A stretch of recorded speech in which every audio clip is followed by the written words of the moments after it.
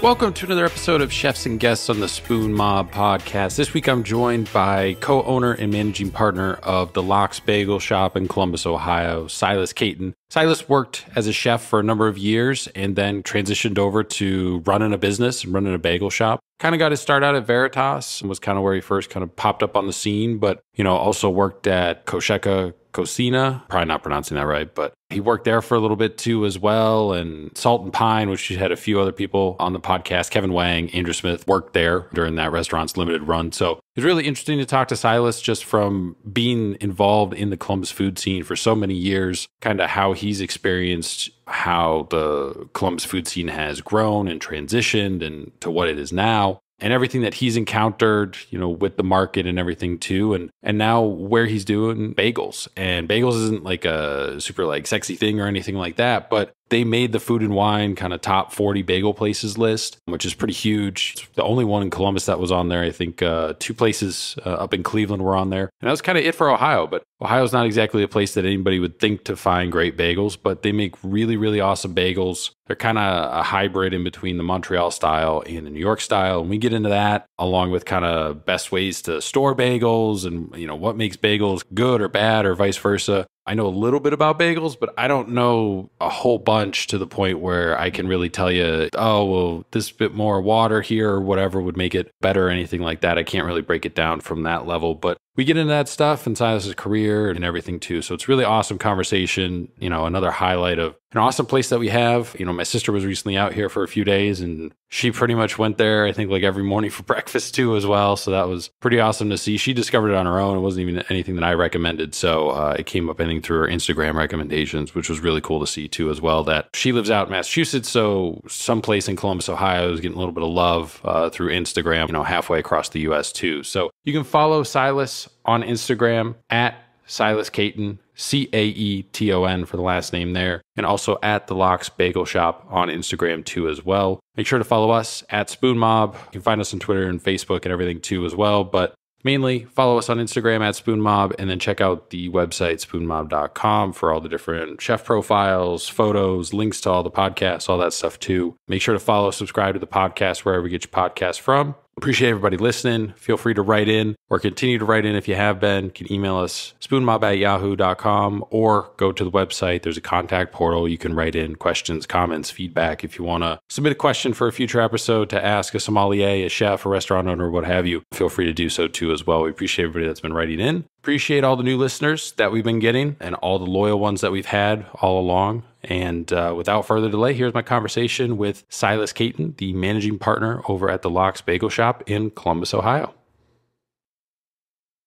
Thanks again for agreeing to do this, coming on the podcast. Your name's come up a decent amount from some people that I've talked with. I mean, you've lent the space for different pop-ups. I think BJ did some pop-ups back in the early days of Chapman's. Andrew Smith has obviously done some pop-ups there too as well at the Lox Bagel Shop. And you also worked with Josh Dalton back in the early days of Veritas. And we've had the pleasure of eating your food at Cosecha and the Lox, and I was excited to get you on and talk bagels because I don't know too much about bagels. So this will be interesting when we get to that point. But before we get to the bagel stuff, we start all the way at the beginning with you. And how did you first kind of get started with cooking? I mean, was it something that you just kind of fell into in high school? Was it in your family? I grew up in a very large family, 8 kids. Anytime we wanted to cook or jump in and cook, my mom was more than happy to let us. So I always had interest from a very young age in cooking. I loved doing it with my mom and older siblings. And it kind of just became like a thing that I did on my own. I remember making, brownies and cookies and random baked goods when I was like 8, 9 years old. And then it kind of just kept going from there. When I was, I'd say a teenager, I really, at that point, we just decided I'm going to be a chef someday. I'm going to go to culinary school. We watched a lot of PBS cooking shows. So that was a big influence as well. It was almost never a thought in my head other than I'm going to go to culinary school to be a chef. It was really from a very young age. That was what I've always wanted to do. There was a time when I was around maybe 18, 19 after high school, when I think some people, you hear the chatter of like, if you go in culinary school or be a chef, you're going to be happy, you're overworked, you're going to be broke all the time. And that really started to dissuade me from pursuing that avenue. And I started looking at medical school. My dad's a doctor, and So I kind of started looking at that avenue and that direction. And then I think I really got into it a little bit and was like, you know what? No, I want to do this. I've wanted it my whole life. Let's just go for it. And also I play a role in whether or not I'm miserable, broke, and unhappy. So I can, contribute to the end result. So I think I just decided to go for it and did it. Did you work at any restaurants throughout high school or anything like that kind of helped pique your interest too as well, aside from the home cooking stuff, or? Not really. I would help out time to time with like little events and stuff, but it's more like fundraisers and random stuff like that. So I got to work with a few people in the restaurant industry. It wasn't like I had a full-time job until I was like 18, honestly. So once I got out of high school, I went into I got a job at a catering company in the town where I grew up. And I was there for about a year and a half, and I did everything there from waiting tables in the front, prep, dishwashing, cleaning bathrooms. Really, it was a pretty small operation, so the team really did kind of everything that was there. So, and by the time we ended up going out of business, I think I was pretty much doing all the food there. That was fun. It was a good experience, really stressful. I think gave me a weird foundation thinking that I know how to do this because I can run a catering company in Marion. So it gave me some false confidence, but it was still good. It was a good early experience. You're from Ohio, right? Originally kind of born and raised? No, I was born in Alaska and then moved here when I was 10. What part of Alaska are you originally from? Anchorage. Was born there. A couple of my other siblings were born in there, and then we moved to Ohio in 99. You get into food kind of in your teenage years and everything. Like you said, you thought about going to med school and decided it wasn't for you, which seems to be a common theme with a lot of people that I've talked to, law school, med school, whatever. There's somewhere in there where there's a point where it's like this final decision point. I feel like in people, if they decide not to do it, they're like, no, we've gone too far kind of thing. Did you get like all the way up to that line, or was it pretty early on when you were going through the stuff? You're like, yeah, this isn't for me. Yeah, I was looking at enrolling in pre-med, and it was like pretty close to doing it. And it was going to be kind of a soft stepping into pre-med. It wasn't like full on, like I'm going to go to Ohio State and take full slate of classes. I was kind of like, I'm going to, dip my toes in the water of pre-med, do it slowly. And then I think pretty quickly before I enrolled in anything, I was like, I don't want to do that. I think my dad was like, you're going to hate it. The first 10 years of your life, you're going to be miserable and just work crazy hours. And, he's like, you're really the low person on the chart when you go in there. You worked in you're kind of the grunt work in the beginning. And he just really, really kind of turned me off of it. But it's funny, there's a paper someone wrote, I think some big university, either Harvard or something, that's called Men in White Coats. And it's all about this correlation between physicians and chefs, how there's so many similar personality characteristics, how it's a similar type of person that goes into those fields and pursues those fields. And it's really cool, really neat, because I met so many people, doctors that, I want to be a chef, but my parents, said, no way, I needed to go to medical school. And I met so many chefs that kind of same way I was going. It was like, I was in a first year pre-med and then I decided not to do that. Even Abishar, I think, kind of started going down that route. And so it is interesting. There's something that similar type of person or close to the knife a little bit all the time. I don't know what exactly it would be. I guess probably the ever-changing environment. Every day is something different kind of thing. So you eventually decide to go to culinary school and you go to local here, Columbus State. What made you select Columbus State instead of Chicago or New York, or I know the Pittsburgh area has one or two? What made you stay local instead of venturing out even just across state lines? It was kind of a handful of things. It was the ease of getting into it because it was local. So I don't do well with commitment, especially when I was younger. I kind of went into it like, I'm probably not going to finish this, but I'll start it, see where it goes. Once I got into it, it was like, oh, I like this. I'm going to keep doing this. And I can't stop now. I've already started. So I think it was probably like a low level of commitment. I could just it's Columbus State. So not to knock them. They're a great school for in some ways, but it was easy to get into. It's cheap. I remember I enrolled online, got accepted instantaneously. So it was just a really, I think, a simple, low barrier of entry to get into it. So I did look at the CIA and read, a lot of Michael Roman's books about the CIA and what that process looks like.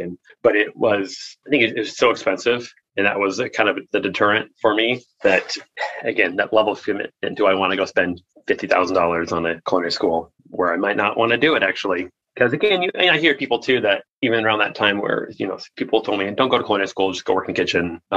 Take the time you would be in culinary school to work in a high-end kitchen, get your experience that way. So I think it's kind of similar. That's why I liked Columbus State, was because it was an apprenticeship program. You work full-time while you're in school. So it was also, like I said, there were a lot of reasons that kind of pointed me towards Columbus State. So it was, the work experience I gained from it, the cost, the location, all those good things. Knowing what you know now and throughout your career, if somebody working at the Locks with you and says, hey, I'm pretty interested in, becoming a chef, owning a restaurant of my own one day, do you think I should go to culinary school, or should I just try and find, great restaurants to work at, or what would you tell them?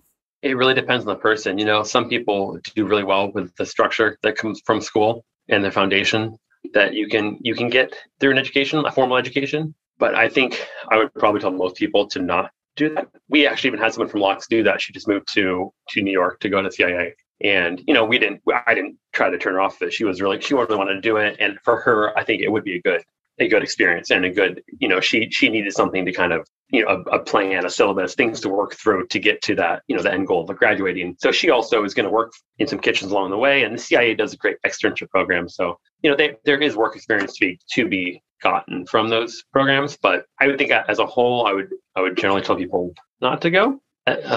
Especially a place like, Columbus State, it wasn't difficult. It was tricky because it's an apprenticeship program. There were people that I was in class with who finished with the same degree as I did that worked at Giant Eagle in the deli department. And I don't know how that got signed off, but, essentially it's like, I'm over here busting my butt 3 years to working in a restaurant, like pulling lines hours. This person's over here working at Giant Eagle, making macaroni salad, and we had the same degree at the end of the day. And ultimately in the day, they had a, ACF certified chef on payroll. They could sign off all of their forms and documents. So it was okay. Where were you working while you were in school? I worked at the Wedgwood Country Club in Powell, and it kind of worked out. There was a chef at the catering company that I worked at. He left maybe 6 months before they shut down. And so I needed a reference letter to get into culinary school. So I reached out to him. I didn't know where he was working at the time, just to say I needed a reference letter. He said, I'm at Wedgwood, come by and get the letter. I went in there and he said, okay, you're going to be working here. I was like, well, I don't really want to work here.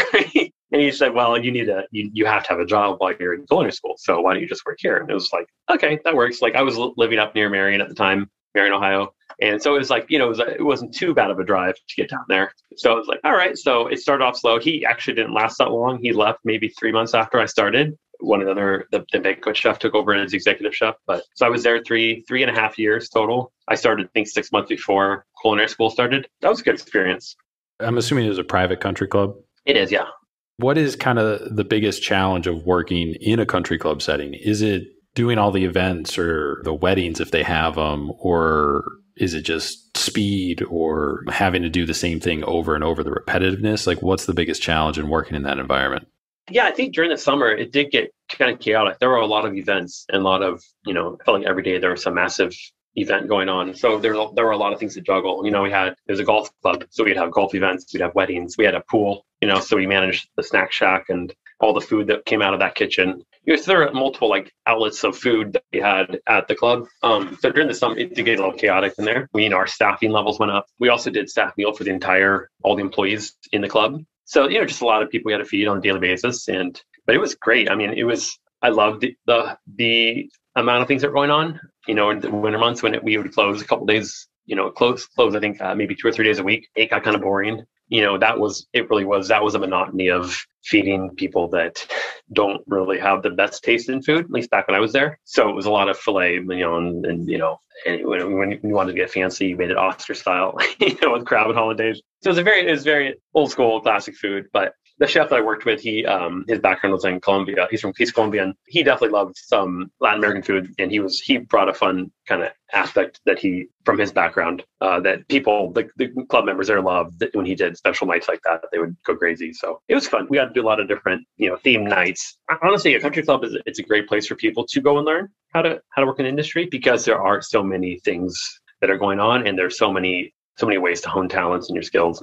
You could do banquets, you could do, work the line, you could do anything really. That was kind of the next thing I was going to ask, because we've had a couple of people that have been on the podcast, like most recently Bill Glover, and he spent years working at different private country clubs. And one of the benefits he talked about was the hours are good. You're not working nights really like that much. The pay is usually pretty good in terms of what you were going to make in a restaurant setting or something like that. And then also you get to work with, these high quality ingredients because most of these places, have membership. So with all that being said, like, obviously you kind of came up through that system too. Do you think more aspiring chefs like should spend some time working at a country club? Honestly, they should. I'd recommend it because there's generally good structure there. And, I worked in, a couple of restaurants where, you feel like you're broke all the time. The company is broke, where it's like, hey, that piece of equipment broke. Well, we can't replace it, or hey, we can't get in that piece of meat this week because the vendor put us on a do not buy list. It was really nice for that because money wasn't that big of an issue at a country club. And yeah, I think I joked that if I'd stuck around the country club, I was a sous chef when I left. I'm like, I could be making really good money right now if I'd stuck around there for all these years. But it is, the hours, you're not open. It's not there's not a bar scene there. So you're getting out there a decent time every night. I mean, I'd recommend it, really. So like you said, after about 3 years of being at the country club, you wind up over at Veritas when it was up in Delaware. How'd you wind up there? Did you just walk in and apply, or how'd all that come together? No, so I knew Abishar's cousin, Shavik. We were friends through a mutual friend, and I think I posted something on Facebook about wanting to get into photography. And his cousin told me, he said, hey, my cousin's going to culinary school too. He's about a year behind you. So I reached out to Abishar, a friend of mine on Facebook, said, hey, like, I'm a year ahead of you. If you have any questions on the program or you need books or whatever, let me know. Just here as a resource if you need me for anything. But we didn't really, that was kind of it. It was more than just like, hey, I'm here. So then I posted about looking to get into photography, and he hit me up and said, hey, I actually have this extra camera. I'm more than happy to let you borrow it and kind of mess around with it. My cousin says, I can trust you. So we met up at like a random park up in like Lewis Center to exchange his camera. We ended up talking for like 2 or 3 hours and just realized we had a really like similar, I think, just attitude about the industry and kind of hopes and desires and goals and aspirations and just all how we looked at food, how we looked at the food scene in Columbus, how it stood at that time. So we just started we connected really well through that. And then we just started hanging out, became friends.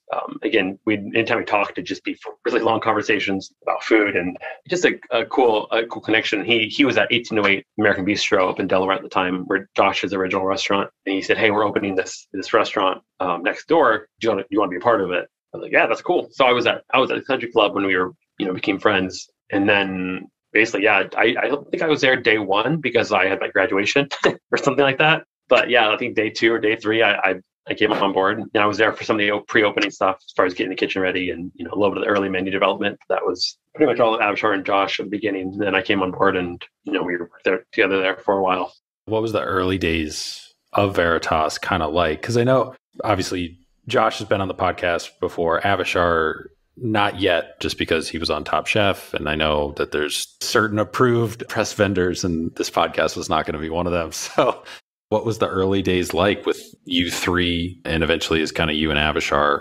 It was fun. It was a lot of fun because it was like, we can do what we want and we can kind of experiment with whatever ingredients or techniques we want to do. And I mean, we made some really awful stuff early on. And like, I look back at photos from early days of Veritas and I cringe, like, oh, we put that on the menu? Like, it looks so bad, or it's so corny or hokey. Just like, what were we thinking? Why did we think that looked cool? Which at the time, though, I guess it was, because we got all this critical acclaim. It really was like this, I don't know, because like at the country club, I was allowed to experiment a little bit here and there. Basically, the rule was like, you can do what you want as long as it makes its way into a special. Basically, don't waste product. So like I built like an immersion circulator that I, still have this day somewhere, because I sous vide meats and, did like all sorts of fun stuff there. So then it went to Veritas, and I was like, cool, this is all I'm going to do now. All this experimenting and, playing around with these fun things. Yeah, we would sit down there, I think our weekly meetings lasted a week and we didn't have them anymore. But yeah, we, 3 of us would sit down and kind of go over the menu. And the goal was really to like blow up the menu every week, really. And, maybe a few staples that would stay on board or on the menu. But it was fun. It was just, we'd get in there early and stay there late. And there was just a lot of ping pong ideas back and forth off of each other. And it kind of eventually morphed into, I think 1808 was having some staffing issues or whatever it was. So Josh kind of was more present over at 1808. So it became, kind of Abishar and I running the show over at Veritas. But it was a blast. We did a lot of really cool wine dinners and themed dinners.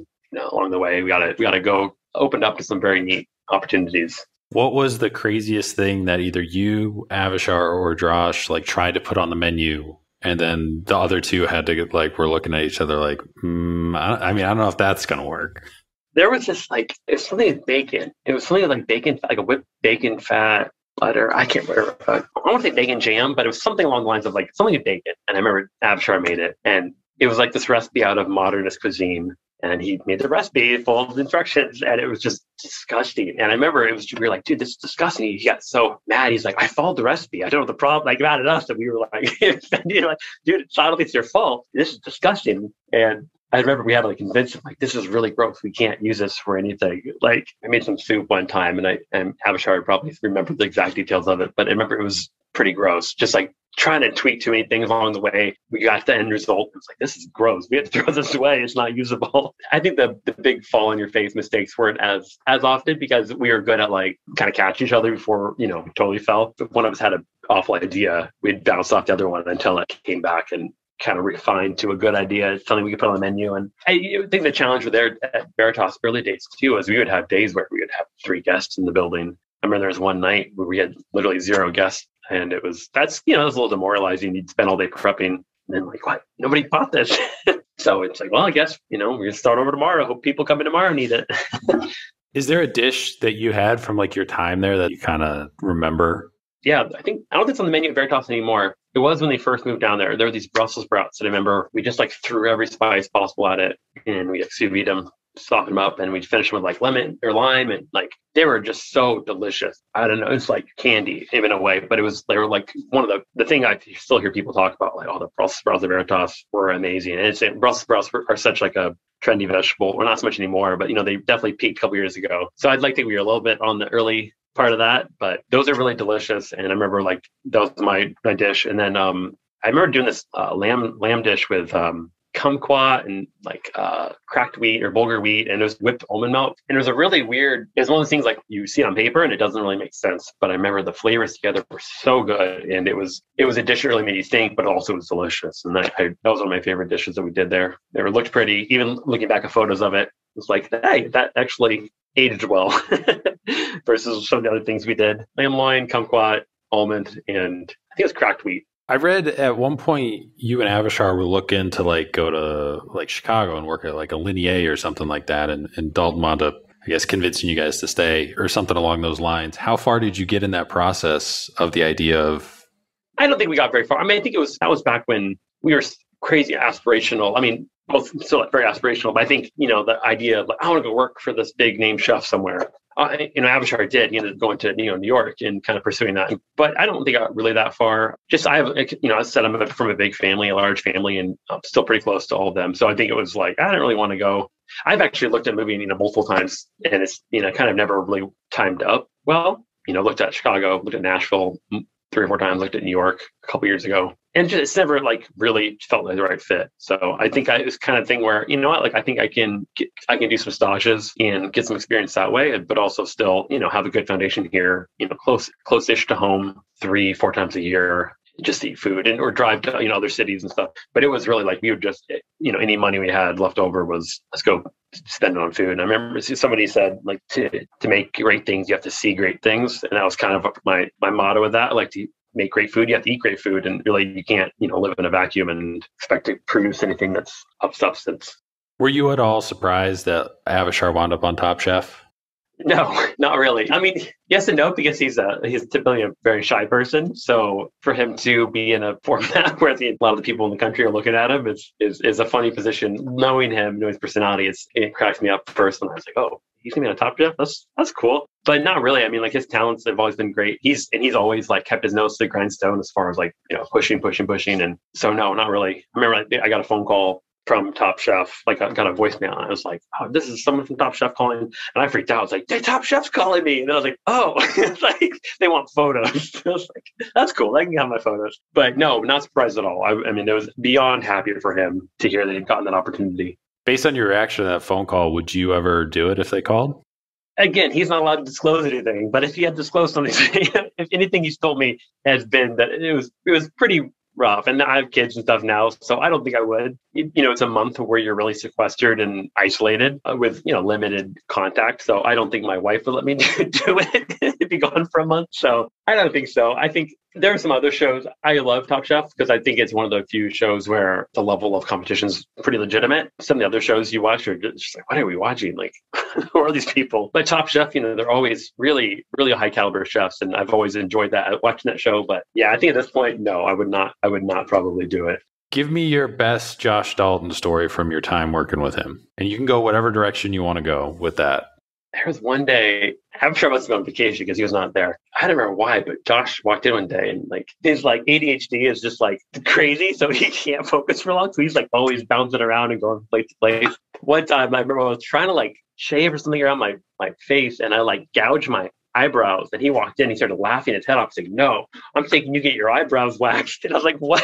I was like, "We went." I remember he and I went and had a spa day in the middle of the day. Went to this place downtown Delaware and got cleaned up and got a haircut, got eyebrows cleaned up, and he was like, "Wasn't that nice?" But that was Josh. And then one time he walked in, he was like, "Hey, let's I don't know why we did it. We went to Goodwill and just bought random suits, real funky colors and ties and vests, and put these weird outfits together. It's a picture. It's on my Instagram. It's pretty funny. But I don't know why we did it. And I remember Abshar next day was like, "What were you guys doing? Why didn't any prep get done?" And it was well, I don't know. Josh wanted to buy suits, so we went and it's just weird shopping day at Goodwill. But Josh is funny. I mean, especially when we would go to a couple of times we'd go to Chicago together. He's just a wacky, awful person. He comes across very stoic, very serious, but Josh is a goofy dude. After about 2 years or so of Veritas, then you get the opportunity to be the executive chef at Rigsby's, which is no longer around. But when it was around, it was a very famous, very iconic restaurant in Columbus, downtown in the Short North. Did they reach out to you just one day out of nowhere, or did you hear about that opening? How did that all come together? After Abishar went to New York, I was at Veritas for, I want to say, another 6 months. At that time, again, business was slow, so I was like, I need to move on. It was do something different. I left, and Abishar moved back around the time I left Veritas. We were doing pop-ups, and I think we did some of the first pop-ups in Columbus, actually. And it was back at the, I think it was not the food fort, the Ideal or one of the other commissary kitchens, the commissary. It used to be called the commissary. Now it's called something else. Food Lab? Is that what it is now? Yeah, it's called Food Lab, I think. We did some pop-ups over there shortly after they opened, and we were kind of just we were both trying to figure out what was next. We had both had some things going on. I think that's around the time he got contacted by Middle West to open a service bar. But Kent Rigsby reached out to Bethia Wolf over at Ideas at Columbus Food Adventures. And I think he just said, "Hey, I saw you posted about these two chefs in this pop-up. Would they be interested in talking to me about, a position?" And I was trying to talk to him. I was like, "Oh, do you want to ask? Do you want to talk to him?" Like, "I'll talk to him." And I don't know how it worked out, but I ended up meeting with Kent Rigsby, had long conversations, and kind of laid out his ideas for the restaurant, where he wanted to take it, and just feeling like it was pretty dated. And I think his son was the exec at the time, and he was wanting to move to Colorado. So I think he just wanted to take it to a different direction. He was, I think, in his mid-60s at the time. And he was just, I don't really want to be doing this anymore. And we need some young, fresh blood and fresh energy in here. Knowing kind of the legacy that restaurant had at the time, I mean, I think maybe 3 years before, he's a semifinalist for a James Beard Award and all this stuff. And, it's among the best restaurants at the time in Columbus, probably. Did you have any apprehension of being the next executive chef of this kind of legacy restaurant? Or was it more excitement, being able to kind of change things and put your stamp on some stuff for it? It was ridiculously intimidating. I mean, it really was. I remember even before I had started, I think I was maybe 2 weeks after starting, and I went to a private dinner that they had. And I remember just walking in and seeing the people I was eating with in the dining room. It's man, I'm freaked out that this is going to be my restaurant to run, to feed these people, just local-ish celebrities and people that, that come in there on a regular basis, because it was such a well-known restaurant. So it was intimidating to look around and see these are people I'm going to be feeding. This is what I'm, up against, trying to impress. And I'm trying to not just I don't want to tarnish Kent's legacy of the restaurant, but also I need to then, change it, because some of the food is just very dated. So it was intimidating for sure. How well does that go over? Because certain establishments, somebody was on the podcast before I think it was Josh Cook when he was working in the Short North. And you take over a place that's kind of been around and everybody knows they have their favorite dishes on the menu. How big of a challenge is that to take something off the menu that 30 to 50% of the people coming in really love and look for? And it's yeah, we took that off because it's been on here for 10 years and we wanted to do something different. Yeah, that was a weird juggling act because fortunately the GM at the time, Jeff Bullman, he and I became really good friends in a short amount of time that I was there with him. He was on board with whatever I wanted to do. So he'd been there a little longer than me. So he kind of knew how to work the guests, how to explain things, how to kind of, let's take this dish off, but leave that one for now. We can take it off eventually. So he was a good resource in that way to walk through the minefield to determine which dishes to pull and which to leave momentarily. But yeah, I mean, one of the biggest ones we pulled off was a capellini Natasha dish. It was just kind of a weird pasta dish that was, I don't know, it felt very 80s in the style of it. And it was just like, I don't want to be. And even like the prep for it was very like, we can't use this prep in anything else. Where it's a very like we prep for this one dish, pain in the butt to like prep for, and it's like let's get rid of that. And I mean, there were a lot of issues at Rigsby's. So Kent was all about it at first, and then I think he got some pretty big flack quickly, and it was back on the menu within like a week or two. So there were some things like that that was just like, okay, let's not fight that one. Yeah, you kind of had to pick your battles on like what you're trying to get off the menu and change for sure. You were pretty much there, I think, right up until the end. It closed. I mean, I don't know. You were there maybe like a year or something like that. I was there 3 months. It was not long at all. We went in with the goal, like, I mean, said all the right things at the beginning. And again, like I respect his legacy and what he established, but definitely there were some, issues that led to its demise that were kind of covered up a little bit. So, I remember he and I, we would sit there and talk for hours about food. And I remember the first time we talked, and it'd be like a 4-hour interview. And it was just like, wow, this is so cool. I'm excited to work with this guy, like to learn from him, to take his legacy and carry it on and to my fingerprints to it, my touch. We had the goal of like, hey, let's like get over the hump. Let's like make this a James Beard award-winning restaurant. Let's do it. 2 weeks in, paychecks started bouncing and it stopped selling to us. So it became quickly like, this is not going anywhere. And eventually it was like, listen, I don't have enough money to actually pay you anymore. I'm sorry. So he took over the kitchen again, was running it in the day-to-day operations. And my understanding is they ran it pretty much dry at the end as far as every product they had in the house.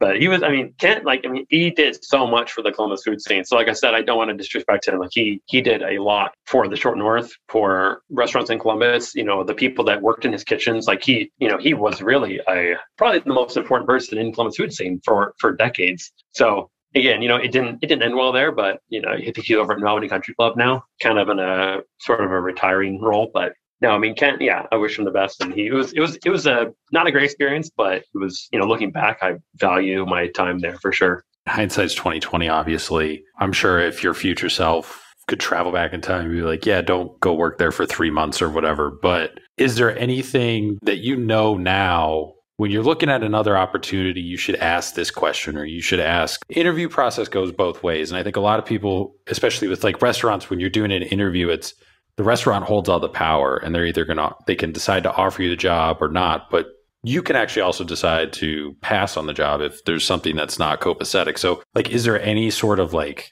screening question or anything that you can think of that you would pass on to either your younger self or other people? Like, hey, you should ask a question around this topic and see what comes back, because that could be a red flag kind of thing.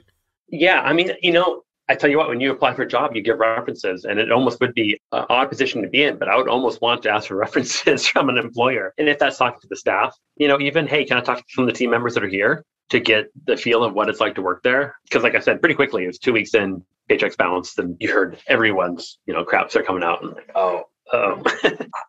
I think I'd maybe do a stage there for a day. Maybe, spend some time working there to see how well it fits. I think at that time I was just so excited to be offered that position. And like I said, we connected really well. And what he was saying at the time sounded great. So it's like, yeah, absolutely. That sounds like perfect. Like, this is like going to boost my career, like to a level I didn't think, I had all these markers, when I was like 19 or whatever, I laid out all these goals and, at this age, I want to be this, at this age, that. And I was like, well, sweet. That's like right on target for where I want to be, like, hit an executive chef. And I think my eyes got a little big and, kind of maybe missed some of those red flags. But yeah, I mean, I guess to answer your question, I would probably try to like spend some time with the staff, because they're going to know what's going on. Even if they don't know all the nitty gritty financial details, that stuff, people figure that out. So then you wind up over at Salt and Pine. I think you're the executive sous chef over there. A few notable people have worked there. I've asked all of them who have been on this podcast this question, so I'm going to ask it to you. In your opinion, why didn't Salt and Pine work? It's funny. I listened to the Andrew Smith podcast, so I heard his his response. But there was definitely a level of hubris from ownership that I think they thought that they could create this amazing flagship restaurant without figuring out the details of how to do it the right way. So it was a beautiful restaurant. The idea was there. It was, all these different facets. And we do sushi, we do smoothies, we do coffee bar, breakfast, lunch, dinner, brunch, grab and go, retail shop. The idea was there, but like the very broad strokes, like none of the detail work was figured out. The economics of it, how is this going to work? How do we pay 7, 8 salaried chefs and still make money? So yeah, I would say like, the big idea was great. The details of it were I don't think they were ever really thought through. And then I think when those things started, when we realized those details hadn't been thought out, I think the lack of leadership didn't really right the ship. It kind of assumed the problem was with the staff, that, we were all kind of treated like we were doing something wrong. And so ended up not working out. Give me your best Kevin Wang story, because he ran the sushi section over there. Kevin's a funny guy. He's just a goofball. I remember like Pokemon Go was at its like peak when that place opened. I just remember being out with him till like 1 a.m, playing Pokemon Go along the side of the mile, just like, well, and I didn't grow up with Pokemon really. So like, he's like, oh, there's a Charizard or whatever. I'm like, what's that? But he got into it. So like, and my interest pretty quickly died off, and I was like, I don't know Pokemon very well, but he was just like, all of a sudden I see him just like walk off to the side of the building, like, where are you going? He's like, oh, there's a such and such over here. He was funny. He was a great guy. I mean, he taught me so many things about fish and sushi, and like, I think at that time I had a hard time delineating, well, what's great sushi versus mediocre sushi. Essentially, you're cutting fish, right? But you're putting sauce on it. But really, he was the one that taught me a lot of the finer details of sushi and the quality that should be expected from sushi chefs. So it was fun. I got to spend a couple of shifts with him. It wasn't scheduled that way, but a couple of shifts with him, on his station, and doing rolls and helping him out as much as I could. But it was fun. I mean, Salt and Pine, like, it was fun for a while there. It was, like I said, it was some great people that worked there. I remember looking around, it was like, wow, we got a rock solid team here. This place is gonna be great. And I sort of had inkling in the back of my head, like, something's not right here, but I don't know. They all seemed really confident about it, so it'll be good. Again, so it was fun. Working with Andrew was great. Learned a lot of things from him. Working with Kevin was great. There was some really good people I worked with, people I still, stay in contact with and have good relations with today. Give me your best Andrew Smith story, since he was, the executive chef over there. Andrew Smith, man, he's such a calm person. So like, there was as much like off the wall stuff with him as with other people. Nothing off the top of my head. I mean, like I said, he was a pretty steady, calm person. He's so kind, like one of the sweetest people I know. So I don't know. I don't think he was there that long before he left. I think it was a pretty short amount of time. So I feel like we kind of, had a blast opening it up and getting, we were there before the opening, all the menus and ordering and everything set up. And then I think, we opened it was pretty quickly. It was like, oh, this is a, hard stop. This is going to be hard. It's going to be really difficult. And I think it was a little bit of like a month or two of kind of trying to figure out how to operate it the best way. And so it was pretty intense. And I think, like I said, I don't think he was there all that long. So like, I love Andrew. He's a great guy. I'm trying to think of any like crazy off the wall shenanigans, but nothing's coming to mind. So once Salt and Pine kind of closes, from everything I read, they were actually able to find everybody who's still with the restaurant at that time, like a different restaurant to send them over to, or you could go work here, or these are the options for you within our restaurant group. You wind up going over to Cosecha. Was that your decision? Were there other opportunities you were considering and that was just the best fit for you? Like, how did all that come together? I was hired with the goal of opening that restaurant. So when I was hired, like when I met with Chris, I think I was still at Rigsby's. And we sat down and he said, hey, I'm going to open Salt and Pine. I need a sous chef. But he's like, I've always wanted to open a high-end Mexican restaurant, or a nicer Mexican restaurant. And my background, my parents lived in Mexico for a while. I had a brother and sister that were born there. So we always grew up with like Mexican food, is like we ate it all the time, and like more legit, like real Mexican food. So I always felt like I'm not Mexican, but it was like we always kind of adopted like that kind of part of our heritage in a way. Like not to be disrespectful or anything by any means, but like it, if we felt like we had this cool connection with Mexico. So I loved, I mean, like eating Mexican food as much as I could, reading books about Mexican food and just like studying it. So like that was definitely my go-to food that I made when I could. So when Chris told me that he wanted to open a Mexican restaurant, I was like, oh yeah, I'd love to do that, and that's like my dream would be open a nicer Mexican restaurant. And I say nicer, like a, higher end Mexican restaurant. So that was pretty cool. I was getting the opportunity to do that. So it was originally it was supposed to be at at Salt and Pine for like a few months, like maybe 4 or 5 months, and then jump on over to do all the pre-opening things for Cosecha. But ended up being, I think I was there maybe a year, maybe a little longer than that. Just construction delays and everything happens for that kind of thing. But was that like your first time like really cooking Mexican cuisine? Like obviously you'd done it before then, but it probably never was super prominent on any menu that you were doing up to that point, right? I mean, as far as a full menu of Mexican cuisine, yes. But definitely, I mean, at Veritas, we had, a black mullet on the menu at one point. We definitely had some things that leaned towards that direction. Heavily, some menu items were heavily influenced by that. And then, obviously Rigsby's leaned more Italian, so I didn't really do anything there. And Salt and Pine, we had, I think it was Tuesday, we did like a tasting menu every Tuesday for a while there. And all my dishes pretty much were, they were Mexican in anticipation of opening Cosecha. So it was definitely like just testing things out and see how they work. I would say back at Wedgwood, the country club, even I was doing things back there that were, Mexican. And again, it changed, it became more of like a kind of a broad idea of what Mexican food is. And then it became more honed to like regional and, regional dishes, things that were tradition to, like holidays or things like that has some significance in culture as well as regionality. So yeah, but Cosecha was the first time to do a full-on Mexican menu. What was like the biggest challenge or difficulty that you faced with making a full Mexican menu that you hadn't done up to that point, but obviously you had experience cooking a bunch of different dishes and stuff like that? What was it like in finding the right ingredients to source, or was it the prep, or like what was the biggest difficulty? Yeah, I mean, I was pretty ambitious as far as like we made all our tortillas in house from like, we actually took the masa, like nixtamalized it, ground it. I mean, did everything we could. I think the challenge for me going into that was, okay, I'm a white guy doing Mexican food. That's a really touchy subject. So trying to, like, I think I always told people like, this is not authentic because I'm not Mexican. So I'm not saying it's authentic. It is what heavily inspired by Mexican food. It's Mexican in the idea of like, this is where the foundation of it is, but like, I'm not Mexican. I'm not claiming that this is the proper exact way it's supposed to be done. And then, having Mexican staff. So like, my sous chef both sous chefs that I worked with were Mexican. So, kind of holding up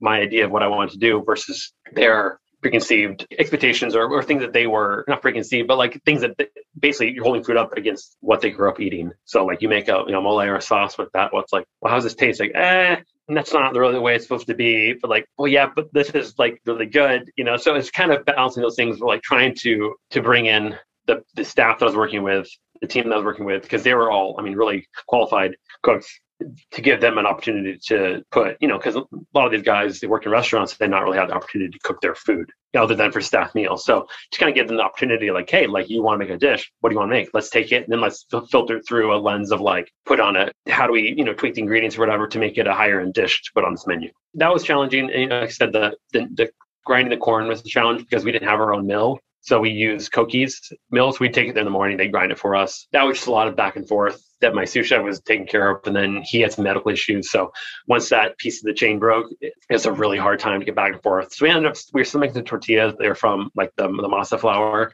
Still really good, but not the same level that we were hoping for. But he came back and we got back to doing it again. And it was kind of, sometimes Koki's would be like, we're busy today. We can't grind it. Like, well, shoot. So we'd go back and do the masa flour. And so that was a challenge because you never really knew until you got to the shop, what it was going to be like, oh, they can't do it today. And then also sourcing the corn was just, it's expensive to buy. It's cheaper now. There's a few more resources for it. But back then it was hard to find good Mexican corn that didn't cost an arm and a leg. So that was hard. And yeah, so some ingredient level things, some staffing, some, meeting people's expectations, because pretty much all white people have an idea what Mexican food should be like too. They want to be a large platter with enough food for 2 meals. And so we are also battling that, like, no, like you're not getting a giant portion of everything. You're not going to get 5 enchiladas on a plate. You're going to get 2. And so we try to do almost like a small plate kind of direction with it. So it's like you could order 5 or 6 things, for a group of 2 or 3 people, and experience a lot of different flavors, and then kind of build your meal. I mean, it was fun. I love the food there, and it really was like I feel like that was some of the best food I've made. Not everything is perfect, but had a good time cooking the food there. And then I think either it was towards the end or maybe you had already left, but you wound up filming for, I think it was like the best thing I ever ate on the cooking channel. Was filming for TV everything you expected? That was fun. I had actually left already. So I'd been gone for a couple months, and they were very kind enough to basically say, like, hey, this is your recipe. Do you want to come back and, do it for the TV show? And I was like, yeah, that's great. Because I think they reached out when I was still there. So I knew it was going to happen. So yeah, so they were very kind to allow me to come back and do that. But it was fun. I mean, the production crew was really cool. The producer, she was great. She was a lot of fun to work with. And we did a filming at Locks for Best Thing I Ever Ate. A lot of the same production crew came back and like, wait, I know you. So that was kind of neat. But yeah, it was fun. It was a lot more takes than I expected. Like, no, now say it this way and point, hold the dish this way and, tip up the bowl a little more. So little things like that, but it was pretty fun. Again, a show like that versus Top Chef is so different where it's, you're doing a 5-minute segment. And at the end, and also it's like you're one segment of 5 on the show. So they're not as concerned with it being like so perfect and scripted. At that point, you had already left, but I mean, you basically were at Cosecha for maybe like a year and a half or so, and then you leave and you head over to start up the Locks Bagel Shop. What led to that opportunity? Coming on the heels of Brigsby's and then Salt and Pine, and Cosecha was the same ownership. So the same owner, same issues were attached that were at Salt and Pine. I went and did Cosecha because it was like, well, I'm already signed on to do this. I think an article had already been written at that point, like that I was going to be doing Cosecha. So it was like, well, I'm still going to do this because it's ultimately I want to do a Mexican restaurant. I want to see where it goes. Maybe it'll be different in another concept. Unfortunately, I think Salt and Pine did a lot of damage overall to the company, as far, financially and emotionally. It was good times at Cosecha, but it was also really hard and stressful. And I was just like, this is not, I don't want to be working for these people anymore, this group. And, like I said, I appreciate the opportunity to do it because it was really cool, but it wasn't a good fit. So I started reaching out to a few different people. When the GM at Salt and Pine that I worked with, Corey Armour, really good guy. I had reached out to him because I was applying at North Star. Again, I was just trying to get out of Cosecha, and I was like, you know what, coming through these last 3 restaurants where they've just been kind of really just draining, emotionally, and just making me question, like, do I really want to be doing this? Like, did I make a wrong decision about cooking? Because they weren't fun. They took a lot of the joy at the end of the day, out of cooking. And, so I wanted to do something different. And I was like, I do North Star. Maybe it's, more structured, a little more streamlined. So I reached out to Corey, said, hey, I know you have a friend there. Can I use it as a reference when I apply? And he said, yeah, no problem. And then he emailed me, and he said that his friend Kevin wanted to talk to me because he was looking at leaving. He was going to leave, open his own restaurant. So he put Kevin Crawley and I in touch, and we met up. And basically he said, yeah, like, I can give you the insight into North Star. And he said, spoke really highly of them and kind of gave me the whole spiel about working there, what that would look like. But then he said, but I'm also I'm opening my own restaurant, and I'm looking at bringing on somebody to help me run it. So he's like, I'm kind of going to pitch that to you as well as pitch North Star to you. So I mean, he was very, very generous, very like with his time as far as telling me about North Star. I went through the whole process with North Star as far as like, all the interviews, like 3 or 4 interviews. I did a shift at one of the spots. And they got the job offer. And, it's this kind of thing where I don't think this is going to be the best fit. And ultimately, I still like the idea of independent restaurants a little better than working for a larger company. So Kevin had offered me the job, and it was like, you know what? Like, I really like Kevin. If he wanted to sell cupcakes, I'd go sell cupcakes with him because he had a really cool vision for what he wanted to do and how he wanted to kind of affect the industry. And even, like for himself, he had a young boy at the time, young son at the time, and now too, but he wanted to, I don't want to be working all the time that I can't spend time with my son. So I want to create a restaurant where I can kind of make that the same way for everybody, where we're working or making great food, we're having a good time, but, we can also live normal lives. We joke it's kind of like restaurant rehab at the Locks because we get so many people that get burnt out and working in restaurants. They're like, well, come on, come work mornings and see how it works. And they love it. And we've gotten, our team at Locks is amazingly qualified. Like, we have some really, really good people, but it's all a lot of people that didn't want to, got sick of the PM grind, or for working for restaurants, that they were just kind of lumped in with a lot of other people. So Kevin and I, we met, I want to say in like March, maybe I can't remember what year it was. The last couple of years have thrown me off. I feel like it was like 2018 maybe. And then I left in July And then I think I took maybe a month off and then started in September, kind of pre-opening, small wares, equipment, all that kind of stuff. Up to that point, did you ever think about opening a spot of your own before like you met with Kevin? Was that ever something that you were thinking about? Yeah, for sure. Yeah, that was always my goal. My goal was always to own a restaurant by the time I was 30. And I think I was 29 at the time. So I was like, well, I could do it now. I could go and, really push and try to open a restaurant if I wanted to. I had some people that potentially could be, financial backers for that. And it's funny, actually, in the process of interviewing at North Star, Kevin Malamy, who's the founder or CEO of North Star, he said, like, hey, like, you can go do that. Like, you can open a restaurant at 30 if you want. But also, like, maybe you should, like, step back. Maybe that's a goal. You shouldn't. You need to let go of it a little bit because it's maybe you're not in the best position to do that. He's like, the only worst thing that a restaurant that fails is a restaurant that just barely gets by. He said, you don't want to be a restaurant that just barely gets by because you're going to be tied to it forever. You want to be a restaurant where you're confident that you can go and crush this thing and go make it, everything can be. So I think at that point, I didn't want to go force it. I didn't want to go and, again, become a restaurant that was just barely making the buy. I knew I needed some more experience, some more, working with somebody, an operator who could kind of give that to me. So that's what, again, working with Kevin, it was, he kind of pitched me on that. I was like, hey, like, come and work with me. Like, we'll do this together. I'll show you a lot of the operational things. I mean, he was a first-time restaurant owner as well, but still, he had a business degree and kind of more insight into that aspect of restaurants. So it was good. It was a really great fit. It really is a really good fit. But yeah, I mean, the restaurant, even it's been 3 years now, and owning a restaurant is one of those things. Like, I think it's gonna look different. It's not going to be the same way I thought it was 5 years ago, where I was going to open a fine dining evening restaurant and go, be the chef and be there online every night. It's just, like I said, with kids and things change, and once you get a taste of that morning life, it changes things. Whose decision was Bagels being bagel focused? That was Kevin. Yeah, Kevin and his wife. I think Kevin's wife was kind of like, let's do bagels. And he was like, bagels? Why do you do bagels? Like, Kevin's like not a big gluten person. Like, he eats bagels, but it's funny. We always joke, like, here's the bagel guy who doesn't eat very many bagels. Yeah, he and his wife, I think it was kind of thing where he wanted to open a restaurant. Kevin's got one of the best resumes of anyone I've worked with. Like, he's got the best resume of anyone in Columbus as far as places he's worked, Michelin stars that he's worked on. Like, and he's so well connected in the industry. Like, you name any current chef and he has worked with them or no, it's crazy the way connections he has with people. He's out in California. He went to CIA in New York and worked with Gavin Caeton and Corey Lee, and he's worked with all these high end chefs. So once I started talking to him, because I think at first I heard it was like North Star guy wants to do a bagel shop. That doesn't sound that fun. But I started talking to him. I was like, wow, this guy's legit. Like, he actually has some really cool cooking chops. Like, he can throw down. At that point, he'd already decided bagels. Like, he was going to do a bagel shop. So it was more like, I'm going to do a bagel shop. You want to be a part of it, kind of thing. So, and it was, basically it was, we're going to do a bagel shop with, again, we're going to use these techniques. We're not going to highlight them as like a technique, but we want to use like good quality ingredients, good techniques, where it's, ends up on a dish. You wouldn't really notice it as much as like, an entree at a restaurant. I think kind of his original pitch back when it was opening was trying to find the space in between being like a New York style bagel place and like a Montreal style. So, I mean, like, what's the difference between the two? Montreal bagels, so visually, they're a little larger whole, and they usually have more of a crust on them. A little sweeter, not like a donut by any means, but just there's a tinge more sweetness in them, and they're always cooked in like a live fire oven. So you get some more textural contrast when you bite into it. It's got a little more crunch. The chew in there is still going to be there, but it's not going to be as like puffy and swollen as like a New York bagel, where it's baked in like a deck oven.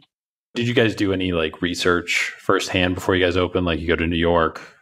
He did a ton of research. He did a couple of different stages at places in New York. He went all around the country eating bagels everywhere he could. He did a lot of R&D at North Star. So I think just through that, he was able to, piggyback and eat bagels across the country. And he did a lot more of that kind of front end research and development. So when I came on board, he pretty much had a bagel recipe that was ready to go. Like, he was going to open it regardless of me coming on board. It was more of like, hey, I want someone to help me run this. Do you want to be the guy? You're still in the kitchen, but it's not the same. Like, you're not there maybe, every day, but even if you are there every day, it's still, you're not there at 8, 9, 10 o'clock on a Saturday night, stuff like that. So having this shift to this kind of new lifestyle or whatever you want to call it, what was the biggest challenge for you as a person, working so long on the line in kitchens? And now it's like, well, I'm still kind of in the kitchen, but it's like, it's 2 o'clock. I'm going to go home. That's been a nice adjustment. The biggest adjustment, and still is hard, is waking up early. I'm just not a morning person. Never have been. I am once I'm up, but like I'm not someone who's like, I wake up at 5 a.m. every day and I feel good about it. That's still a struggle. And then also, yeah, being in a different role. Like I said, I'm still in the kitchen, still like kind of pushing all the food, the food side of the restaurant, but spending a lot more time in the front with customers and guests, and like, interacting with guests on a day-to-day basis is something that I didn't do as much before. I worked in like Veritas is a semi-open kitchen in Delaware. Salt and Pine was, open kitchen. So I worked at open kitchens, and like I've always Rigsby to go out and talk to guests. So I've interact with guests, but not the same level of like running a POS, system and dealing with complaints and like basically running the front as well as the back of the house. That's been the biggest learning curve for sure. When COVID happens, did you guys close it all, or did you guys just go kind of pivot straight to go takeout? Yeah, we were really well positioned to pivot quickly. I know we were fortunate. We had a little bit of survivor's guilt because we were able to pivot so quickly and do it successfully, whereas other people weren't. It kind of just happened that we had started an online ordering platform maybe a month before COVID. I think we heard about COVID and we're like, it's not going to, I think everyone thought, this thing in China and it's not going to affect us. And then slowly started creeping over into, other parts, California and Seattle or whatever it was. And once it became a real thing, it was like, well, I'm really glad this ordering system's in place if we have to shut down. And then all of a sudden it became, well, we have to shut down. So yeah, pretty quickly, it was not hard. We shut the doors basically, switched entirely online and phone and ordering. Not all entirely, because we did ordering in person as well, but really pushed for the online ordering and call-in ordering. And we'd opened in, was it December, I think? And, we were kind of feeling like, okay, we're getting our feet underneath us a little bit. January's taken off, February's taken off. I think it's going to work. And then COVID happened. This is not going to go anywhere. Like, we're going to be dead in the water now. I think our goal was like, well, if we can even make again, at that time we thought it was going to be a 2-week stay at home. It's like, well, if we can make 2 weeks, even just making bare minimum to like pay the bills, break even, we'll be happy. And it like overnight just blew up. And first we thought it was going to be a very quick, a really short, brief period of time that, people were stocking up on bagels because we sold a lot of dozens and bulk orders. And like, well, people are stocking up. It makes sense. They're just kind of, they don't want to leave the house again, so they're getting prepared. But it never stopped, and we just kept seeing, sales grow. We got more efficient at our model, the way we were doing things, and eventually, we're really fortunate again being in the short north with like a parking lot, because it almost acted like a drive-through. People would pull up in front of the shop. We'd run the food up to them, they'd take off, and it was great. Like I said, we were so lucky, and like we created our own luck in a lot of it, but I think we did a very good job of pivoting and being efficient with it, careful with how we handled it. And it just, because there's no playbook for how to handle a global pandemic. So I think that Kevin made really good calls on how to, navigate through that, how to take care of the team that we had on board as well. That was a goal. That was a fear that we were going to have to cut people, and we never had to fire anybody, never had to lay anybody off. I think we did temporarily lay off when we thought we were going to be dead. But really quickly called everyone back. I think it was like a 2-day layoff. Like, hey, everyone, sorry, this is how it's going to be. Like, hopefully we can bring you back soon. And it's like the next day, we're like, hey, okay, everyone come back. So we didn't lose anybody. Our staffing levels have stayed really great. We've never really been understaffed. We've been overstaffed for a while. It's been great. Like, I feel 100% like blessed and like fortunate. It's been, say air quotes, good 2 years for us. Now that it's challenges, it's not all been great. I mean, we had a month where I think like almost every piece of equipment broke, our mixer, our oven, our boil kettle, our walk-in. It was just like money flying out the door for all this equipment that broke. And it's just like, it's expensive stuff that you have to all of a sudden, oh, there's another $14,000 for a mixer. Okay, here's, this much money for a boil kettle. It's not all been great by any means. We've had our own unique challenges, but we've been well positioned to handle them. And it's been really cool to be a part of. I mean, since you guys were open throughout the lockdowns and everything, talking to people during that time frame, some people just really dove into one singular thing, whether it was their business or their branding or whatever. And some people were like, cool, I got the first time I've had like 3 months off, like ever. Did you just dive like all into the locks because like that was kind of the only thing going on at that time? You couldn't really go out and do anything? Or was it kind of, I don't want to say business as normal because it's obviously a pandemic, but for the most part, like compared to now, like, it was still, I'd go in, I'd cook the bagels. It was just, we just wouldn't have anybody in the restaurant, eating.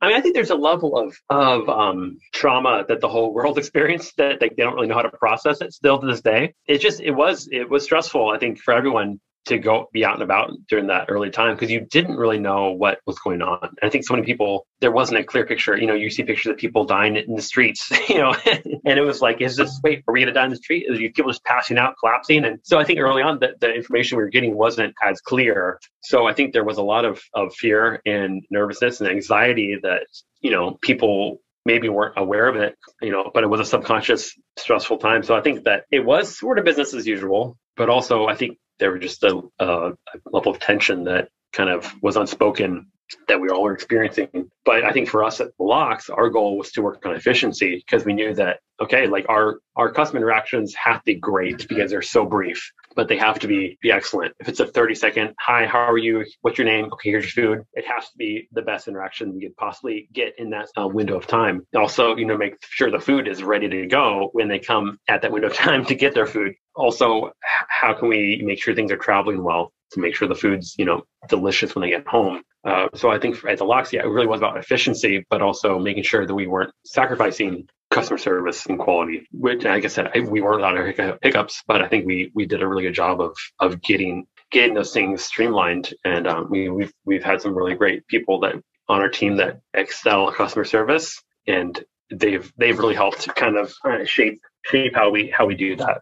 It's a year ago, or almost a year ago, the Locks was named to Food and Wine's Best Bagels in America list. It was like a top 40 in America, essentially. What was the reaction when that came out? Did you guys know in advance that was coming out?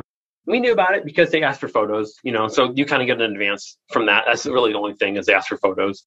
There was some connection. It wasn't a connection that sent him towards us, but it's a connection that knew he was coming, I think, the author. So I think we were aware that it was something that was going to be written about. We didn't know what context it was going to be, written about. I think someone just knew hey, someone in Cincinnati, hey, there's a writer was down here. I think he's going to come up to you guys. He said, we asked him where his next stop's where he said the Locks Bagel Shop. So we kind of knew he was coming. So we had some advance. We didn't know who he was, but we had some advanced idea of hey, there's a Food and Wine writer coming sometime the next day or two. They're going to write something. And then we got, I think a request for photos. And then, so it was cool. We were really excited. It was a little bit of validation, in a way. A lot of times those lists are, and also a level of understanding how does this actually affect us on a day-to-day basis? Not much. It's cool, neat thing that, hang on the wall, pat ourselves on the back, say, good job, everyone. We made this list. But I think we're all, we all have an understanding of what it means in the day. And ultimately, we saw a small increase in sales, due to it. Some people coming in, but yeah, it's a cool thing to be able to say and put it on our Instagram and, hey, look, guys, we named this list. Not the biggest thing in the world, I guess. But again, we're very honored to be put on the list.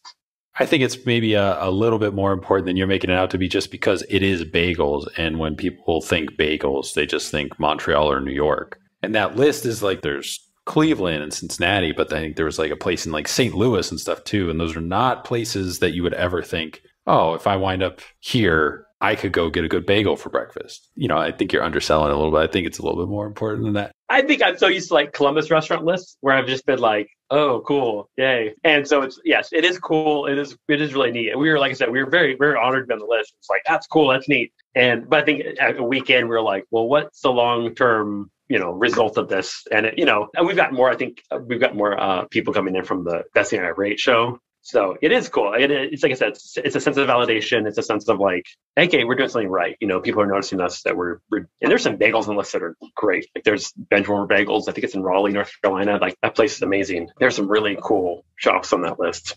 Will we see the opening day hot dog special return at all that you guys did a couple years ago? I think so. Yeah. The bagel dog. That was way better than we expected. We said we were going to do it. Kevin's we'll sell maybe 5 or 6. He's don't make too many. And I think people called it. We sold out by 9:30 because people were pre-ordering them for lunchtime. So the next day we did more. And yes, I think we'll do that again. That was really good. That was really fun. Yeah, I missed out on it. I saw it too late. And now, this year, who knows when opening day actually is going to be with all the baseball stuff going on. So yeah, but do you miss being in the kitchen at all on Friday, Saturday nights? Yeah, sometimes I do. And also, if I go out to dinner on a Friday, Saturday night, I feel guilt. What am I doing here? I should be back there. I do miss it in a way. There is just a level of energy and excitement that you can't replicate. And just, I don't know, it is fun. It was a lot of fun. And I do miss aspects of it. I don't miss, getting home so late and never seeing anybody that I, want to hang out with. But there are aspects of it I miss for sure. But I think as a whole, I'm it would take a lot of convincing to get me to go back into something in a full-time aspect. We've talked before about what other concepts we would do. And we've, dinner restaurants where, hey, let's do this dinner restaurant. I'm not going to run it. Other than I'll be there a couple days a week, but I'm not, as far as 5 days, 6 days running a PM restaurant, probably not in my deck of cards. I don't know if this is true or not. I've always heard the main reason like a bagel's not good, like out in LA, for instance, is because of the water. Is that true, or is that just one of those kind of food myths? I mean, if you ask a New Yorker, yes, they'll say absolutely it's the water, but no, there's nothing special about the water whatsoever. Someone made a joke one time that we bought our water from New York. Someone made a joke to the guest, and it became like a thing where someone's like, I heard you guys bring water in from New York. Like, what? No. Like, I think that was a rumor that we accidentally started as a joke. No, it does not make a difference. No, that's not true. Yeah, I mean, I would assume that air humidity is way more detrimental to the quality of a bagel than. I mean, the flour you use, the quality type of yeast, how you store your yeast, how you store how you store your ingredients, how you proof everything, the humidity in your walk-in cooler, how you're proofing it, everything is like can contribute to it. I mean, water is, yes, city water, I don't think is going to make this amazing flavor. Also, New York bagels, I don't think are that great. Like they're kind of, I mean, not to knock them. There's some really good bagels in New York, but I think they're the general idea that all New York bagels are the best in the world. And like, it's not true. I've had some good New York bagels, but I've also had some awful ones that are like, this should not be sold. This is like, tastes like you got it from a grocery store. What is, in your opinion, the biggest challenge facing the restaurant industry as a whole currently, like right now? Because there's a lot of different things, going back to COVID. So like, what do you think the number one thing is? I think the cost of goods is scary. Like and you can't pass all those costs along to the consumer. And then you have the issue of like concept of value coming into play where it's like people don't want to pay $16 for a sandwich. I'm not saying we're not at $16 for a sandwich yet. The consumer determines the value, right? So if it doesn't meet their value expectations, then you're going to have a disappointing guest. So that is scary. Like how do we, our flour has increased $20 a bag in a year and a half, 2 years, something like that. So it's getting to where we have, you have to start raising prices, but how do you do that selectively and creatively so you're not just raising everything multiple, dollars and kind of sticker shocking people. So I think that's going to be, hopefully that gets curbed a little bit. That, the inflation is a little scary right now. Same thing like to-go packaging it is a little scary. Trying to source things to like put your food in is a big challenge. So I think hopefully that's a short-term challenge that we all have. I think long-term is going to be people, I think, are going to be creating more restaurants that are quick to pivot. If there is an issue, like another pandemic to come up like this, how do you not get caught with your pants down, basically, if this were to happen again? So I think, it's cool to see restaurants, like Curtis Duff in Chicago opening, his restaurant during this time, like he's still going all in on fine dining. So you have people like that are still all in on it. But I think you're going to have people that are a little more gun shy, owner operators a little more gun shy of going all in on fine dining. And I think you're going to see some really good restaurants by chefs that aren't as high end as they maybe used to be. So, which is exciting because it makes it more approachable, more attainable by general consumer. I think most, a lot of these restaurants, the price points are so high that it's like, well, I would do that once every 3 years for a special event, for an anniversary. And now you have these, chefs that are creating restaurants that are more day-to-day, once a week kind of restaurants, which is it's cool. That's kind of exciting for me that it's like these things are a little more accessible. With like the accessibility, though, there's a certain part of like the dining population that looks for the new thing, right? That wasn't probably the way in the 90s, and that's a new development. But if your menu never changes, how do you get people to keep coming back? Like, obviously, you can still make a great quality product, but... Right, because, fine dining, you're not just food, it's a whole experience of like this wait staff and serving and serve staff and the pairings, the drink pairings or whatever. I think people right now, what I've felt like I've found is that people are wanting to feel taken care of and comfortable. And so I think, especially in the world right now where it's just people are still, again, even if subconscious, people are scared. There's still the level of uncertainty about what's next. So I think if you can give people a moment in their day where they feel seen and taken care of, and like, hey, like we're going to give you the best service possible, even though we are a bagel shop. And I think that's important for restaurants to like keep focusing on customer service. Because if it's good food, and it's always been that way. Good food, bad customer service is not a good experience. You're not going to go back there. Customer service is always won the day. And I think it's going to be just an increased focus on that to really make sure that guests coming in feel like, they can be distracted from the craziness in their lives and the craziness of the world right now. Even if we are starting to open up again and things are seemingly getting a little back to normal. Is your go-to drink still a Manhattan? What was that? Was that from a Columbus Monthly, I think, article? Something. I dig pretty deep, so I find obscure stuff. That's funny. Yeah, I think that was the Tastemakers issue. Yes, probably, I don't know. Yes. If I'm at home, I mean, I don't keep a lot of, I mean, I keep a decent amount of like alcohol around, mixers and stuff, but like I can knock out a Manhattan or a margarita pretty easily, and it's pretty delicious. So yeah, I would say, home. If I'm at a restaurant, I'm probably not going to order Manhattan unless it's like, a restaurant that has only classic cocktails. I do enjoy a really good Manhattan. What do you think is more important for a restaurant, being authentic or being relevant? So authentic, meaning what? Authentic to, we're a bagel shop, but we're not authentically Jewish. I think we're relevant in the way that we have some food that is, I don't say on trend because I don't like being on trend necessarily with food, but I'd say relevance is probably more important. I don't know, because like authenticity is tricky. Because like I said with Cosecha, I never claimed to be authentic, but I felt like it was a relevant restaurant. So I think if one of our guys, like our Mexican line cooks, if he wants to open a Mexican restaurant, like he kind of already has authenticity locked down because what he's going to make is going to be his food. So I think his goal would be to be relevant. So I think that question is probably determined on a case-by-case basis. But for us, like at Lox, like it'd probably be to stay, relevant and like relevant in a way of like, again, meeting people's needs and what they are. And like, that's changed in the last 2 years. So if we were still doing an older business model of how we were handling things 2 years ago, you can throw authenticity out the window. Who cares at that point if you're not staying relevant? How elaborate is the home coffee setup these days? Because I think it was on your Instagram, you took like a popcorn maker and turned it into a roaster. Yeah, I haven't roasted in a while, but yes, I did. You take like an air pop, like the old school air poppers, and you can like separate the fan and heating element. And you can control them, the dials stuff. It's pretty cool. But I've not done that in a while. But now, yeah, I have a Breville espresso machine that I use pretty often. It pulls a good drink, a good shot. It's not great. It's not cafe worthy, but it's it keeps me caffeinated at home. Then I do a pour over once in a while. It's shifted because I'm working mornings now, so I get so much coffee at work that I don't drink as much, at home. But how has the food and restaurant industry in Columbus changed since you've been involved? What do you think still needs to change, and where do you think it's headed for the rest of the decade? It's gotten a lot better. I remember when we were at Veritas, we did an event in the Short North at this restaurant.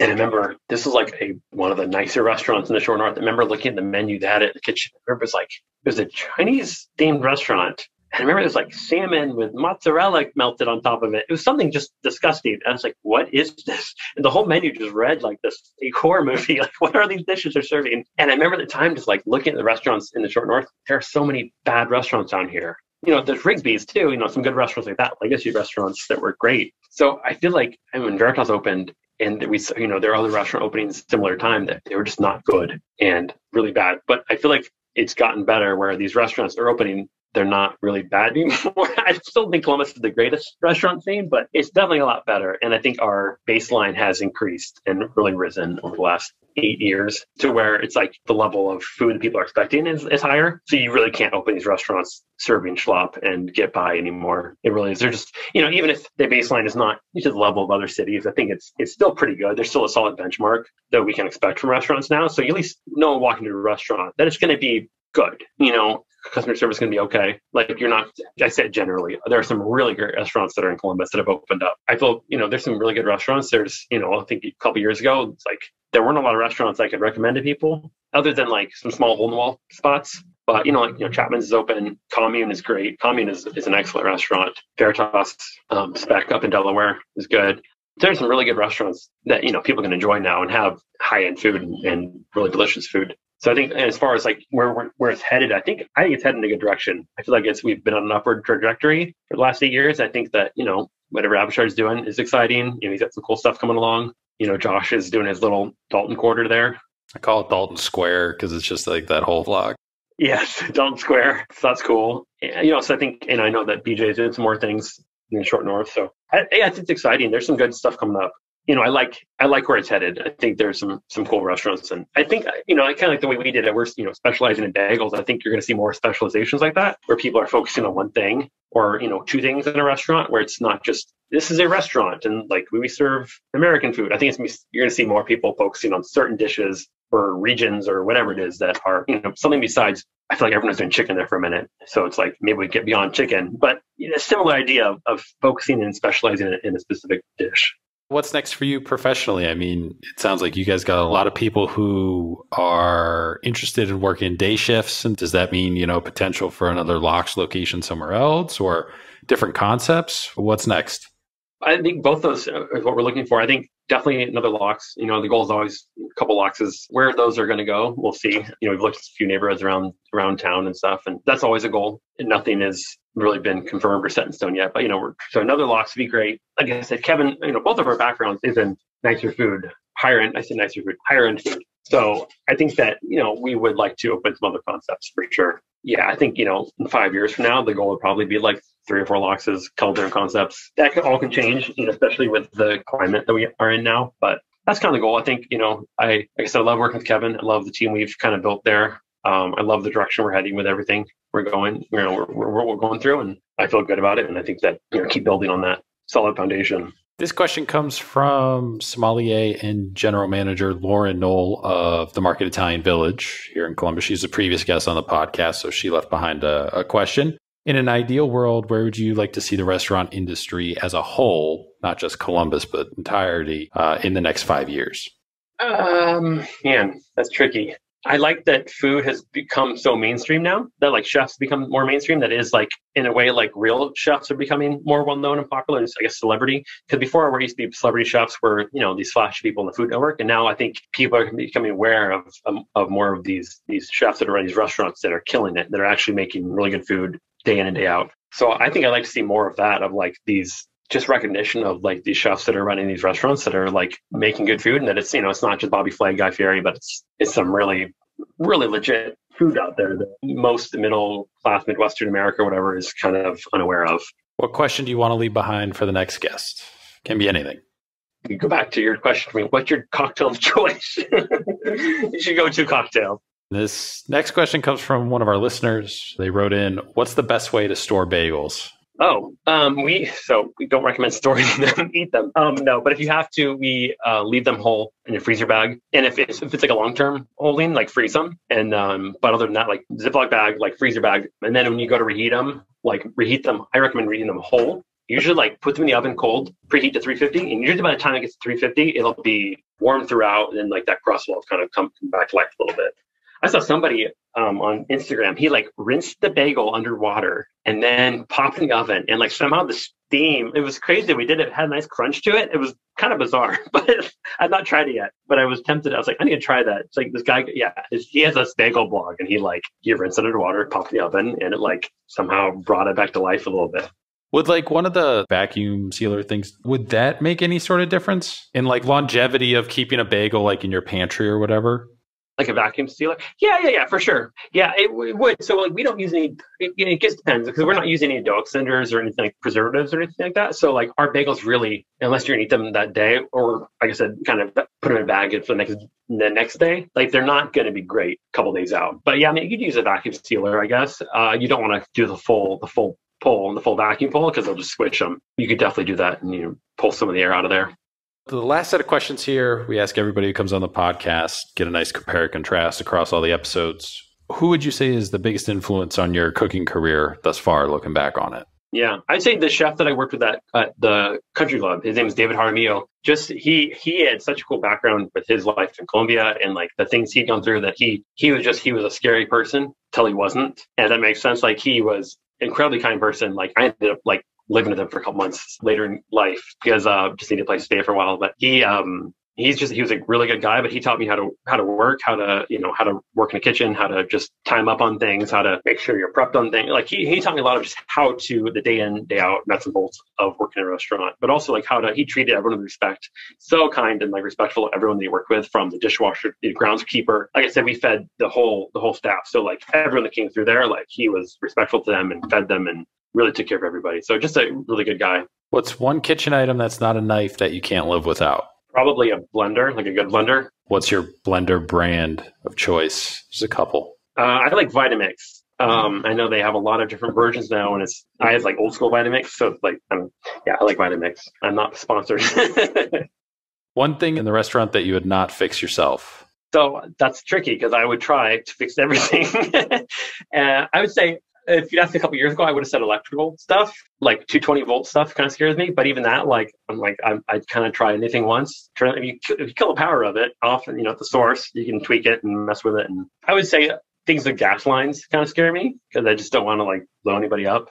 So I'd say, yeah, gas lines, like if it's something where gas is not getting into a piece of equipment, I probably will not touch it. Restaurant you'd recommend that isn't your own? Person gets stuck at the airport overnight. They reach out to you. Hey, where should we go eat? You guys aren't open. I really love Jutai up on Bethel Road. Again, the restaurants I talked about earlier, Commune, Chapman's, Veritas, those are all great. So I'm trying to think of outside of that kind of that box. But we tried the other day. It was CM Chicken. Have you had that yet?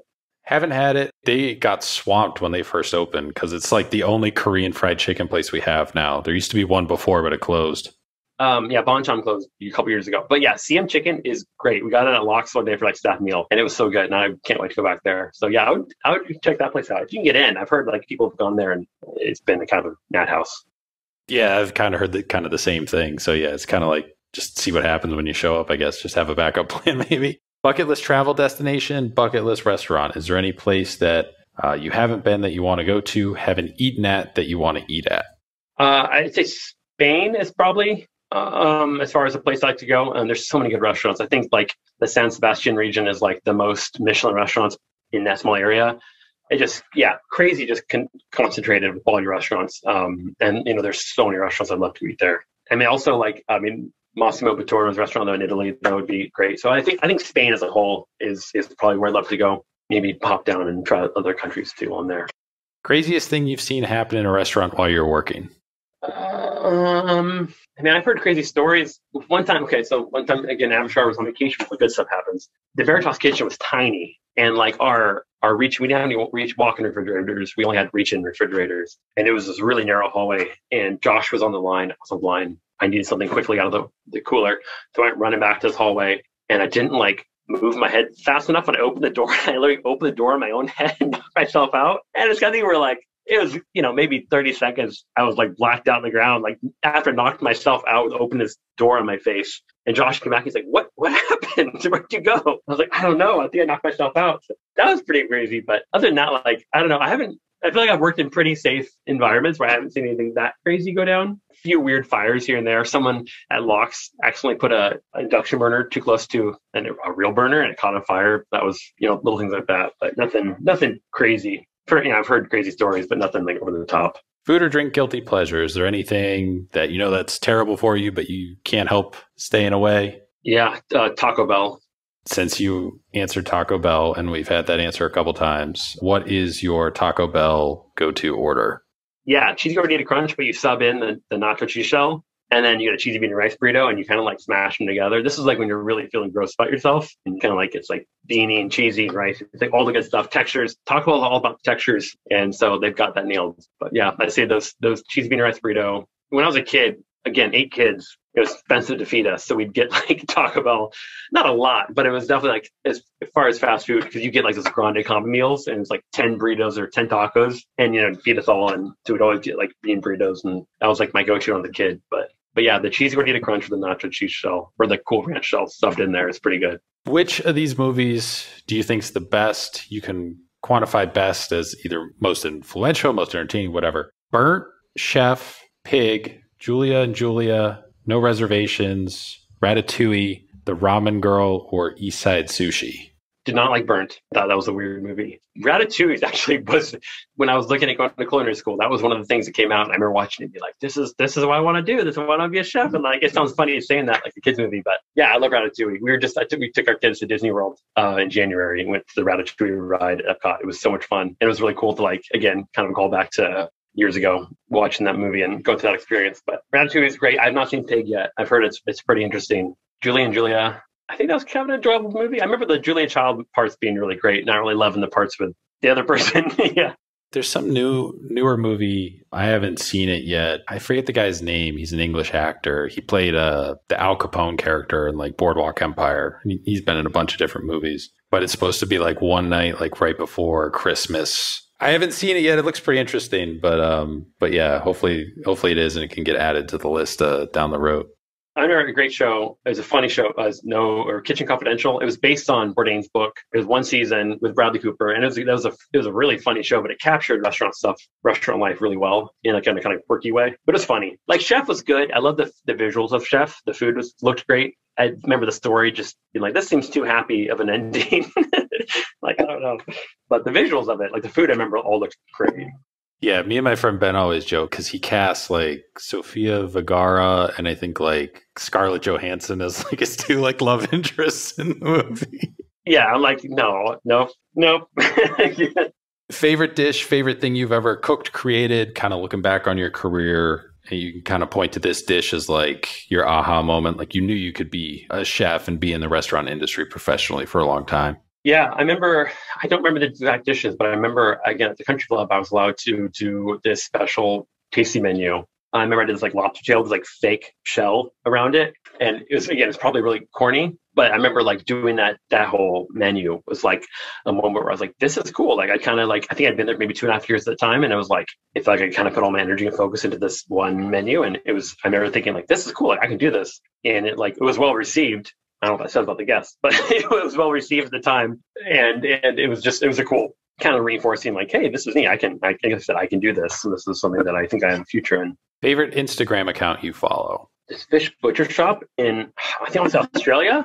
I think it's Fish Butchery. It's cool. And it doesn't always look delicious, but this dude is like creating crazy stuff with fish. He made like a scallop mortadella the other day. And like, he just came out with a cookbook maybe this last year. And the stuff he does, it looks pretty legit. I'll have to look that up. Really, really cool stuff that he does. Again, it doesn't always look delicious. Like sometimes I'm like, I don't know if that, like whale sperm, such and such thing. Or it's like, that doesn't sound like I'd want to eat. But like, dude, cool for you for like not figuring that out. I'm an Anthony Bourdain fan. Not everybody is. If you were, is there a moment, episode, scene that always stands out to you about him? If you weren't, is there somebody else who was like a culinary personality, whether it was a Bobby Flay or a Jacques Pepin or Emeril Lagasse, somebody who you kind of always gravitated towards like early on in your career? Yeah, I'm not a fan of Bourdain. Like I read his books. I think I never really got into his show. So I don't really have much of a favorite memory with Bourdain, but I grew up watching Rick Bayless. Like I loved watching him and as a kid and like as I grew up, he was always on PBS. And I got a chance to like actually work with him for a day, and he was in Columbus for it's called Chefs in the City. It was something that WOSU PBS put on. So it was like one celebrity chef and then all these local chefs doing like a TV show, kind of like making dishes. So I got to work alongside him for the day and like make his food and like spend the day with him. So that was really cool. It's kind of a cool like culmination of like my history of following his career, not his career, but his show and eating at his restaurants, and then finally getting to actually meet him was pretty neat. Where can people find you? Social media, website, plug everything. LoxBagelShop.com is for the restaurant. My Instagram, I think, is just Silas Caeton. It's nice having a unique name because you can just get emails and Instagram handles and everything just like with your name. You don't have to be creative about it. You guys are open, like every day? 7 days a week, yeah. 7:30 to 2. If you come at 7:20, we can be convinced to feed you. We're not turning people away, but yeah.